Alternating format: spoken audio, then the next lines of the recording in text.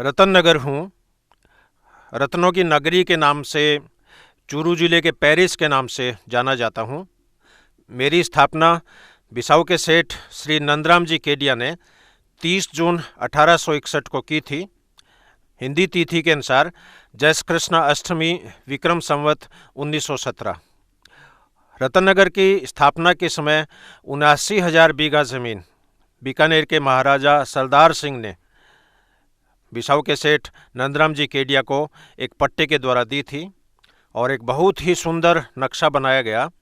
इस सुंदर नक्शे के निर्माण में नंदराम जी के 2 नंबर के बेटे जो शोभाराम जी केडिया थे, वास्तुकला के एक्सपर्ट थे, नगर नियोजन के एक्सपर्ट थे, और उनके साथ फतेहपुर से आए हुए नब्बू खां धोबी, वो भी एक बहुत अच्छे शिल्पकार थे, स्थापत्य कला के बेजोड़ कारीगर थे, और उन्होंने इस गांव के नक्शे को बनाने में सहयोग किया।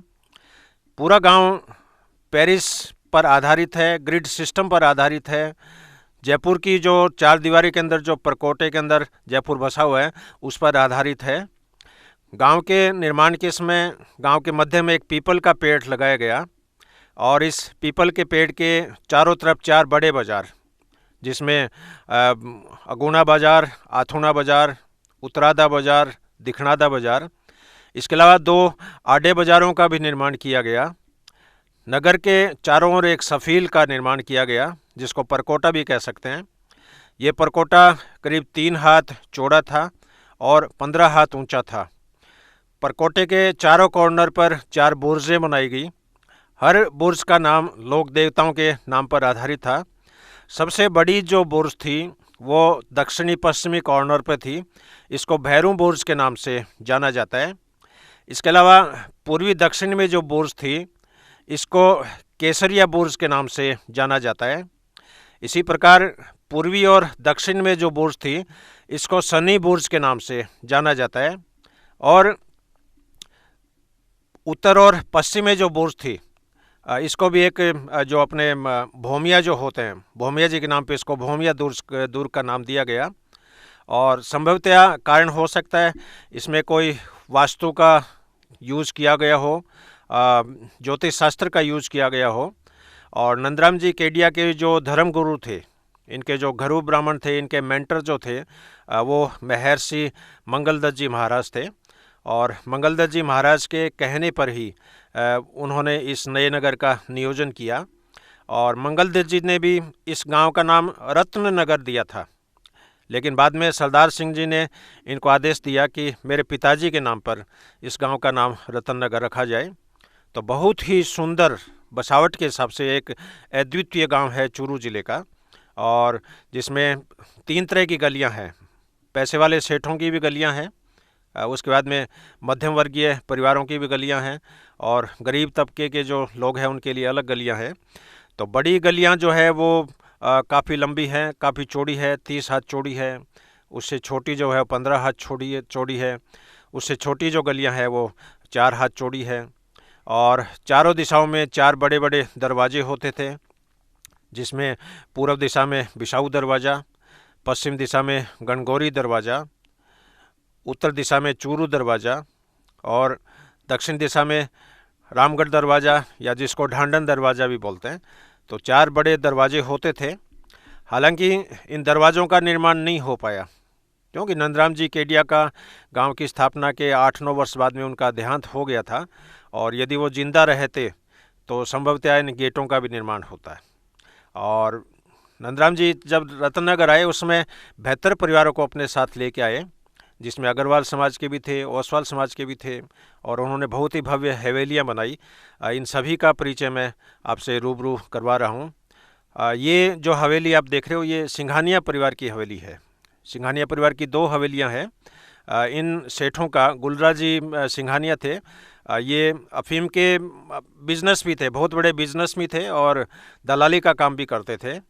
ये जो दोनों हवेलियाँ हैं ये सिंघानिया परिवार की है, लेकिन वर्तमान में ये दोनों हवेलियाँ बिक चुकी है।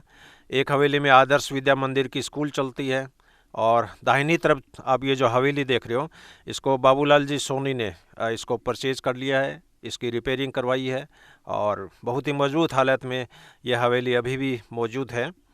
और ये जो हवेली आप देख रहे हो ये नंदराम जी केडिया की बनाई है और गांव की सबसे पहली हवेली है। इसका निर्माण 1861 में हुआ था और स्थापना के समय सबसे पहले यह हवेली बनाई। इसके पास में एक लक्ष्मी नारायण जी का मंदिर है, वो बनाया गया और मंदिर के पीछे एक छोटी कुई है। ये कुई और मंदिर है, ये राज परिवार की तरफ से, बीकानेर स्टेट की तरफ से बनवाई गई और उसमें आदेश दिया गया पूरा। इनका एक जो पट्टे टाइप का आदेश का एक नकल है वो मेरे पास पड़ी है और उसमें बाकायदा मेंशन है कि मंदिर के खर्च के लिए मंथली कितने रुपए दिए जाएंगे, कितना घी दिया जाएगा, कितना आटा दिया जाएगा, कितनी दाल दी जाएगी और मंदिर के नीचे एक ज़मीन भी छोड़ी गई। ये जो हवेली देख रहे हो ये भी केडिया परिवार की है और केडिया परिवार में जो 3 नंबर के जो बेटे थे नंदराम जी के, हरदेव दास जी केडिया, ये हरदेव दास जी केडिया की हवेली है और बहुत ही मजबूत हवेली है। इसका निर्माण हालांकि बाद में हुआ 1910 के आसपास, इसलिए इसको नई हवेली भी बोलते हैं। और इस हवेली के जो मालिक हैं, पूर्वज हैं, वो कलकत्ता में रहते हैं, अमरावती रहते हैं, खाऊं गाँव में रहते हैं। ये इसके पास में जालान परिवार की हवेली है क्योंकि नंदराम जी केडिया का जो ससुराल था वो फतेहपुर के जालान परिवार में था। तो केडिया जी के साथ साथ उनके ससुराल वाले भी कुछ सदस्य यहाँ आकर बस गए और ये जो पूरा इलाका है, ये हवेली और इसके पीछे का पूरा इलाका, इसको जालानपुरा भी बोलते हैं और ये जालान परिवार की हवेली है, बहुत मजबूत है। ये इसके पास में पौदारों की हवेली है, जो पौदार परिवार भी बहुत धनाढ़ ग्रुप था और ये पौदारों की पुरानी हवेली है। इसके बाद ये 2 हवेलियाँ और बनी, राम गोपाल जी पोदार की और उसके पास में मूलचंद जी पोदार की। ये हवेली भित्ति चित्रों से भरपूर है, काफ़ी मजबूत है, लेकिन 3-4 वर्ष पहले बहुत ज़बरदस्त बारिश आई और भूकंप के झटके भी लगे। उन झटके लगने के कारण इस हवेली का लेफ्ट कॉर्नर आप देख रहे हो, एक इसमें दरार आई हुई है, तो इसकी पूरी छत है वो आगे से पीछे तक खुल गई है। लेकिन फिर भी इसकी यदि रिपेयरिंग करवाई जाए तो ये हवेली बहुत ही भव्य है। अंदर इसके बहुत ही सुंदर भित्ति चित्र है और वर्तमान में सलजी सीका के परिवार है वो इस हवेली को संभालते हैं, इसकी चौकीदारी करते हैं। लेकिन आप देख रहे हो इस हवेली के अंदर ये पेड़ उग गया है, अर्डू का पेड़ उग गया है, ये सेठों की उदासीनता के कारण। सेठ लोग हैं क्योंकि आते नहीं, आते हैं तो भी वो होली दिवाली आते हैं, 1-2 दिन होटलों में रुकते हैं। उनका गांव के साथ धीरे नई पीढ़ी का जो लगाव है धीरे धीरे ख़त्म हो रहा है और हवेलियां धीरे धीरे जर्जर होती जा रही है और ये हवेलियां निर्माण मांगती है। ये इसी के पास में जालानों की हवेली है, बहुत ही भव्य हवेली, डबल मंजिली।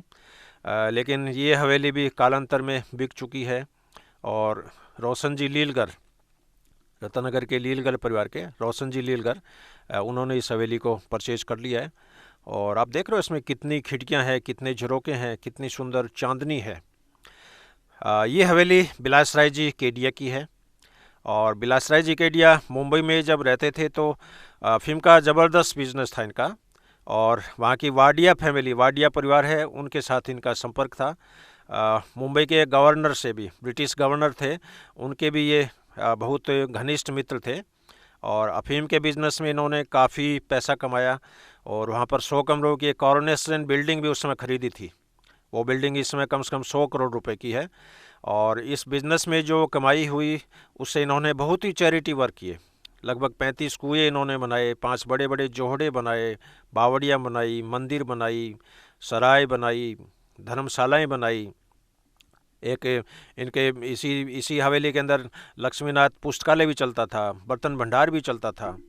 और लेकिन आप देख रहे हो इसके अंदर भी देखभाल नहीं होने के कारण इसमें लेफ़्ट साइड में नीचे जो तिवारी थी, इस तिवारी के खंभे हैं वो गिर गए हैं और वर्तमान में इस हवेली की जो रखवाली है, इसके जो चौकीदार है वो चिमन जी कटारिया है। और एक ख़ास बात है केडिया परिवार में जो रखवाले थे या जो इनके जो केयर टेकर होते थे वो चिमन जी के नाम से थे। 3 चिमन जी मेरे याद है।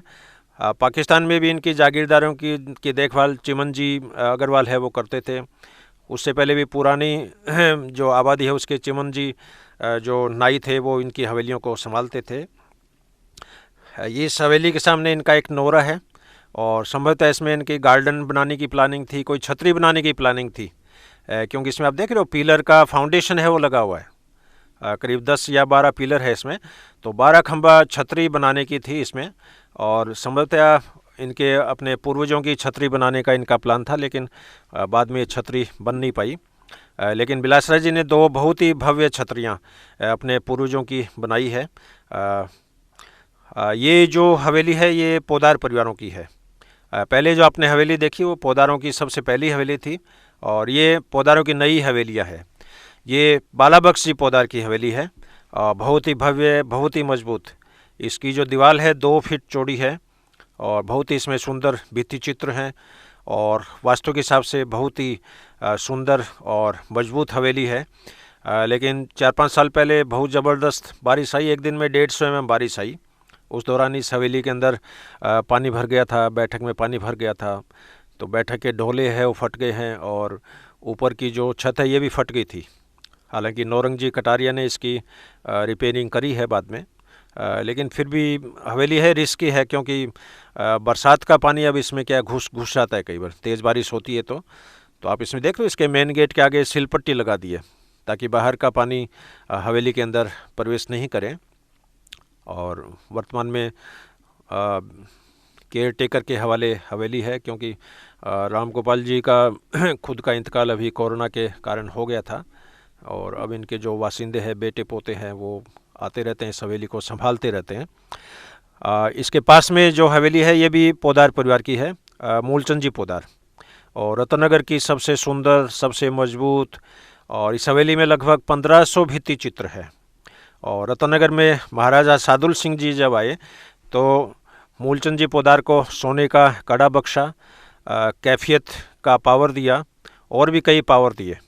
और जब बीकानेर के महाराजा जब यहाँ आए थे तो मूलचंद जी पोदार ने उनको 51 सोने की गिन्नी और 31,000 चांदी के रुपए दिए थे। लेकिन राजा जी ने 31,000 जो रुपए थे वो गांव में हॉस्पिटल बनाने के लिए उन्होंने वापस कर दिए, और गांव में एक बहुत ही सुंदर उसमें हॉस्पिटल बना, जिसमें पोदार परिवार और रतनगढ़ के भुवाल का परिवार दोनों के आर्थिक सहयोग से उस एलोपैथिक हॉस्पिटल का निर्माण हुआ।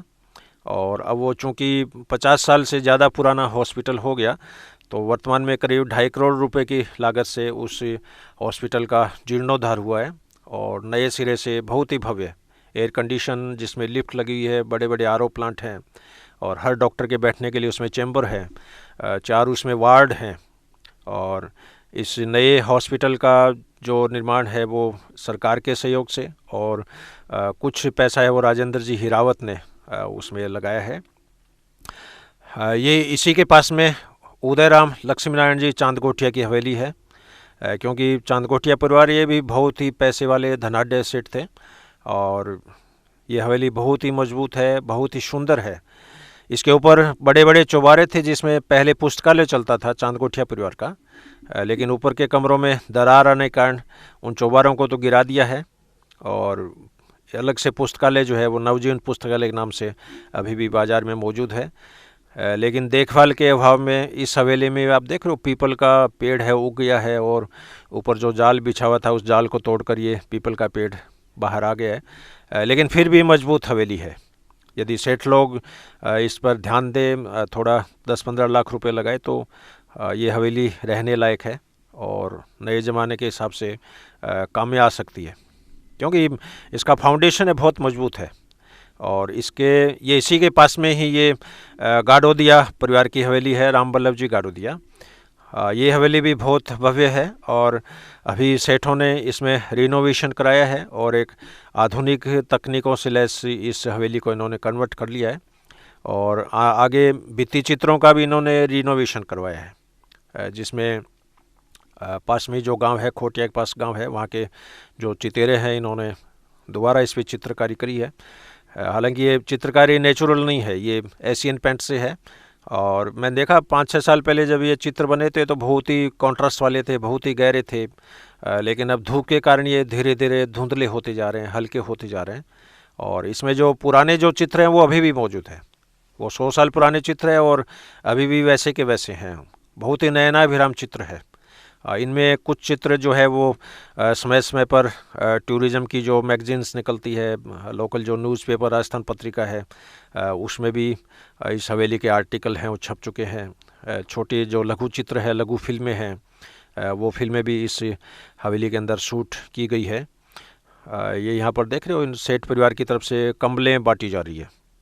वर्तमान में राकेश भट्ट इस हवेली के एक तरह से केयर टेकर मान लो, और सेठों के आर्थिक सौजन्य से गांव में चैरिटी वर्क है वो निरंतर चलता रहता है। स्कूल में बच्चों को बस्ते बांटने का, किताब बांटने का, ड्रेस बांटने का, सर्दियों के अंदर कंबल बांटने का, तो गाँव के साथ लगाव है।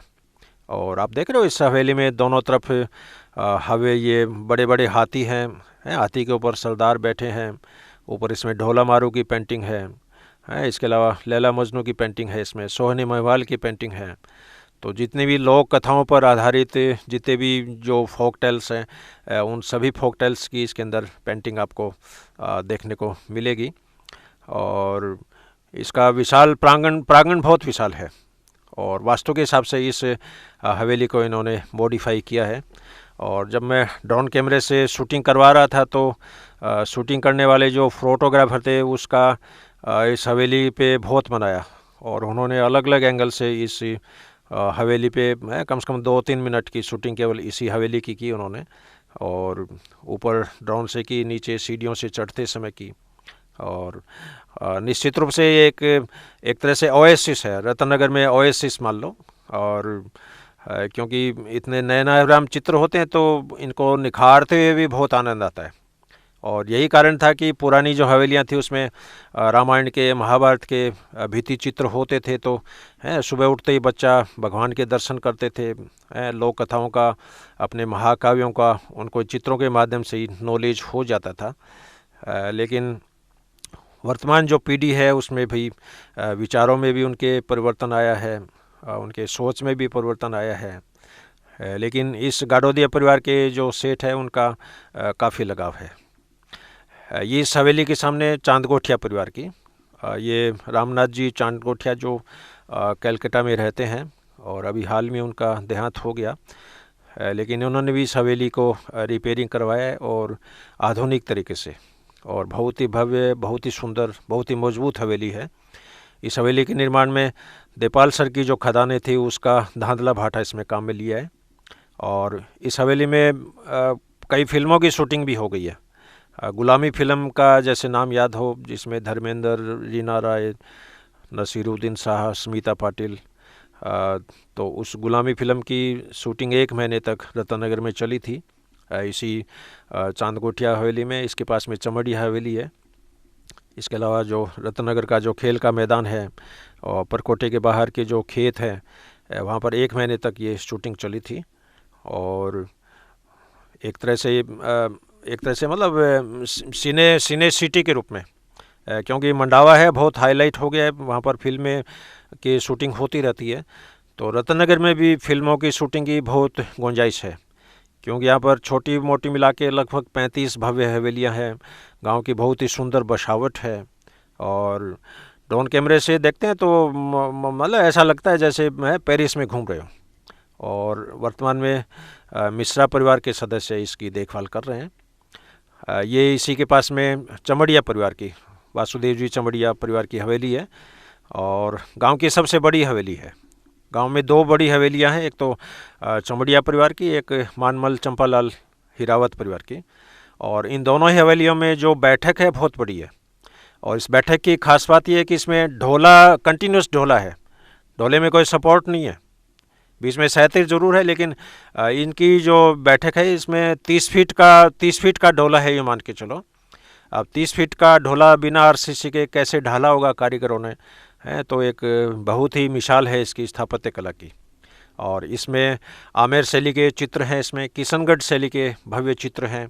और इसमें ये जो है ये केडिया परिवार की ये 2 नंबर की हवेली है, और इसको भी बड़ी हवेली के नाम से जाना जाता है, क्योंकि ये 80 फीट चौड़ी है और लगभग 100 फीट लंबी है।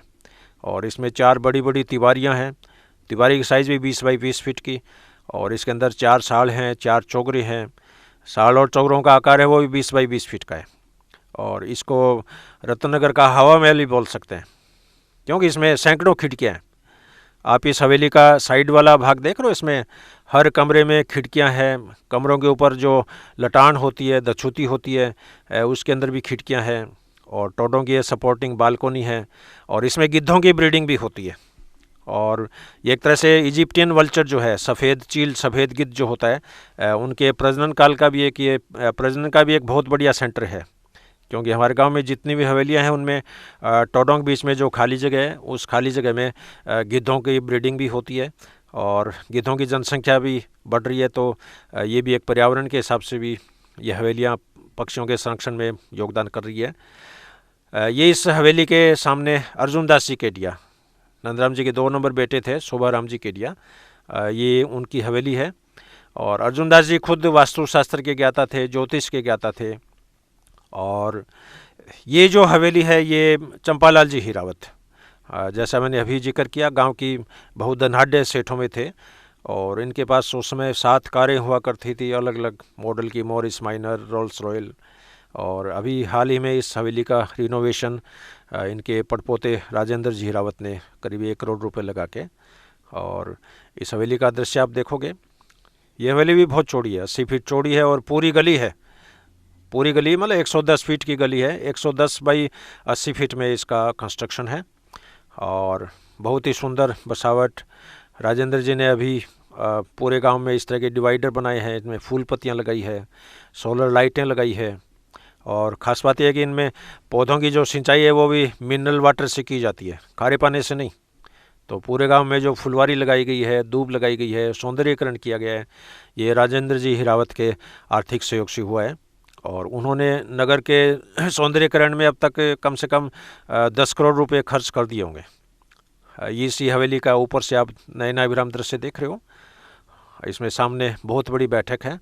और इसमें तो मैं भैरव सिंह जी इस हवेली में रुक चुके हैं, वसुंधरा राजे इसमें रह चुकी है। क्योंकि जब भी बड़े पदाधिकारी, ऑफिसर्स आते हैं, नेता लोग आते हैं और इस हवेली को देखते हैं, वो कहते हैं हम तो यहीं रुकेंगे, होटल में नहीं रुकेंगे। और हीरावत परिवार का गांव के विकास में, गांव के जीर्णोद्धार में, गांव के गरीब बच्चों की ब्याह शादियों में, उनकी स्टडी में और आर्थिक सहायता खुले रहते हैं। इनका दरवाज़ा हमेशा खुला रहता है। और इनकी हवेली में जो भी आया वो खाली हाथ नहीं गया, चाहे वो आर्थिक सहयोग हो, चाहे किसी भी तरह का सहयोग हो। और अभी भी इनकी इच्छा रहती है साल में हर वर्ष ये ज़्यादा नहीं तो भी 1.5-2 करोड़ रुपए ये नगर के विकास में, बच्चों की स्टडी में, बच्चों की स्कॉलरशिप में, ये ड्रेस बांटने में। तो और अभी इन्होंने हॉस्पिटल का जीर्णोद्धार किया है, पुलिस थाने का जीर्णोद्धार किया है। और रत्ननगर में जो सौंदर्यीकरण का काम है वो राजेंद्र जी हीरावत के सहयोग से हुआ है।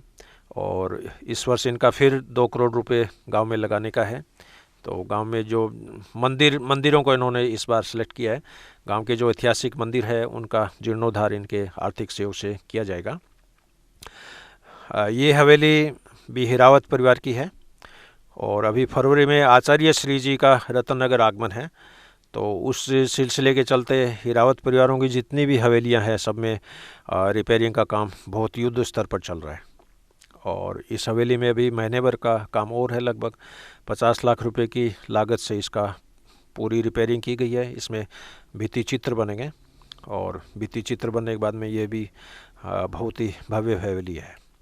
और इस हवेली की एक ख़ास बात यह है कि इसमें जो बैठक है, बैठक के आगे पिलर्स होते हैं। तो जनरली तिवारी जो होती है उसमें 3 बारने होते हैं, 3 गेट होते हैं, इसलिए इसको तिवारी बोलते हैं। और इसकी बैठक में आप देख रहे हो कितने कितने ये गेट है इसमें पिलर के ऊपर, और बहुत ही सुंदर दृश्य है। और इसमें भित्ति जो दीवार है, इसमें सेठ परिवारों को भित्ति चित्र भी है इसमें, क्योंकि लक्ष्मण राम जी हीरावत थे, वो इनके पूर्वज थे, उनके भित्ति चित्र इनकी दीवारों में देखने को मिलेंगे। ये इनके सामने सोहनलाल जी हीरावत की हवेली है। और इस हवेली का जीर्णोद्धार भी भाई विमल जी हीरावत ने अभी हाल ही में किया है। और पूर्णतया आधुनिक, जो मतलब पुराना कंस्ट्रक्शन तो है, इसको मॉडर्न टच भी दे दिया इसमें, क्योंकि आंगनों में जैसे जो मकराना है वो लगा लिया गया है, हर कमरे में एयर कंडीशंस लगाए गए हैं। और नए ज़माने के बाथरूम और जो टॉयलेट फैसिलिटी है वो इसमें रखी गई है। लेकिन पुराने जो भित्ति चित्र है उनको एजिट रखा है, उनको इन्होंने नहीं छेड़ा है। और ये इसका ऊपर से ड्रोन से लिया हुआ एरियल व्यू, और आप देख रहे हो कितना कितना सुंदर दृश्य है। और इसमें ऊपर जो है गोल जो सर्किल दिख रहा है बीच में, ये घड़ी लगाने के लिए। तो एक तरह से ये घंटा घर मान लो, राहगीर जो गली में आते जाते हैं उनको समय का भी इसमें क्या पता चल जाता है। तो पुरानी पुरानी जो हवेलियाँ उसमें बड़ी घड़ी लगाने का भी प्रचलन था पहले, क्योंकि वो पुरानी जर्मनी और बेल्जियम की घड़ियाँ आती थी और वो घड़ियाँ इसके अंदर लगी होती थी। इसमें चाबी दी जाती थी, पूरे वो 7 दिन चलती थी। और ये इसी के पास में भी इनके सामने ही हीरावत परिवार की हवेली है, फूलचंद जी फतेहचंद जी की। और इस हवेली का भी जीर्णोद्धार चल रहा है। इस हवेली में भी बहुत सुंदर चित्र है। ये आगे जो बैठक है इसमें सेठों के ऑयल पेंटिंग है, इसमें फूलचंद जी की फ़ोटो है, फतेहचंद जी की फ़ोटो है, लक्ष्मण राम जी की फ़ोटो है, लक्ष्मण दास जी की। और इसमें भी क्या है, 3-4 साल पहले बारिश आई तो बहुत ज़बरदस्त बारिश थी, तो इनकी बैठक में भी क्या पानी घुस गया और काफ़ी जो विरासत का सामान था वो क्षतिग्रस्त हो गया था। ये इन हवेलियों के पीछे जो गली है इसमें ये हवेली है, और ये गांव की सबसे छोटी हवेली है ये मान के चलो। लेकिन इसमें जो भित्ति चित्र है वो अभी भी चटक रंग में एकदम बना है। हालांकि ये ज़्यादा पुरानी नहीं है, 90-95 साल पुरानी है। और इसमें जो भित्ति चित्र है उनको सरदार सर के एक चितेरे ने, मुस्लिम चितेरे थे, उन्होंने उसमें ये चित्र बनाए। और इसके अंदर जो देविका रानी का चित्र है, इसमें शकुंतला का चित्र है, और कुछ इसमें रोमांटिक चित्र भी है। इसमें एक कार का चित्र भी है जिसमें चंपालाल जी हिरावत बैठे हैं, साथ में भूर सिंह जी ठाकुर इसमें बैठे हैं। और कुछ इरोटिक चित्र भी है इसमें। लेकिन बताते हैं इसमें चित्र बनाते समय उसमें नज़र लग गई उस कमरे में किसी की, तो नज़र लगने के कारण उस ढोले की दीवार में तरेड़ आ गई, मतलब तरेड़ आ गई। तरेड़ आने बाद में फिर वो ऊपर का कमरा है वो बंद ही रहता है, कोई बहुत ही कोई ख़ास आदमी हो तो उसको खोल के वो दिखाते हैं। लेकिन फिर भी बहुत ही सुंदर आर्किटेक्चर। और इस हवेली में हिरावत परिवार के सेठों का एक कैलेंडर भी बनाया हुआ है, और बताते हैं वो कैलेंडर 1000 वर्ष पुराना है। उसमें आप 1000 वर्ष पहले की भी कोई तिथि है आप देख सकते हो, और आने वाले 1000 वर्ष के बाद में कौन सी तारीख है, किस बार को आएगी, किस तिथि को आएगी, तो उस कैलेंडर के द्वारा पूरा पता। लेकिन वो कैलेंडर देखने का तरीका है वो भी आना चाहिए, और उसका एक प्रिंटिंग दस्तावेज भी इनके पास पड़ा है। तो ये एक लघु व्रत चित्र रत्ननगर का, और आशा करता हूँ आपको पसंद आया होगा। धन्यवाद।